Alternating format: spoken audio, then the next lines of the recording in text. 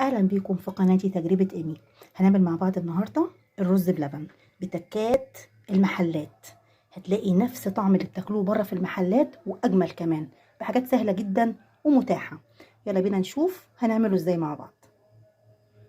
هنحط حلة على النار ونحط فيها مية. اول ما تغلي المية هننزل عليها بكوباية رز كبيرة ونسيبها تستوي.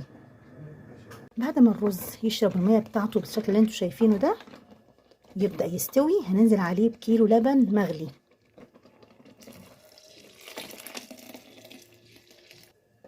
ونسيبه مع اللبن يكمل السوا بتاعه. اول ما نتأكد ان الرز استوى خلاص نبدأ بقى نحط التركات بتاعتنا اللي هتخلي طعم الرز بلبن زي رز بلبن بتاع المحلات واحسن كمان. اول حاجة هنعملها هنجيب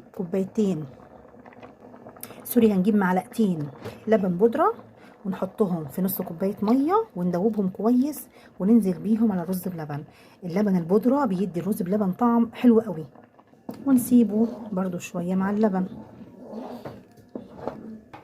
تاني خطوة هنجيب باكت كريم شانتيه ونحطه في نص كوباية مية ونقلبه كويس وننزل بيه برضو على الرز بلبن، بيديله طعم تحفة حقيقي بجد، هتبقى في منتهى الروعة لو جربتوه.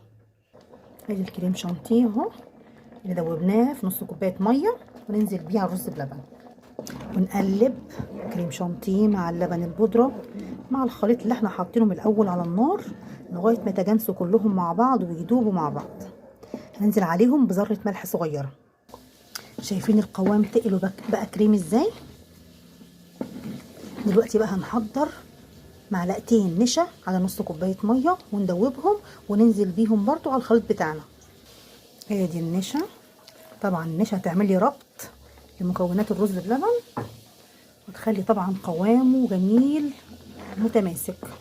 هنقلب ده كله مع بعض وننزل عليهم بواحدة فانيليا تدي للبن ريحة حلوة كده. واخر خطوة معانا هنحط كوباية سكر عشان نحلي الرز بلبن. اللي حابب يزود يزود، بس هي كوباية سكر معقولة جدا على الكمية دي. احنا كده تمام والرز بلبن كده خلص وبقى جاهز على الغرف. ادي الرز بلبن بتاعنا بعد ما خلص وزيناه بجوز الهند والزبيب والسوداني. طعمه وهم منتهى الروعة، أجمل من المحلات 1000 مرة وأنضف وأسرع وفي البيت ومفيد.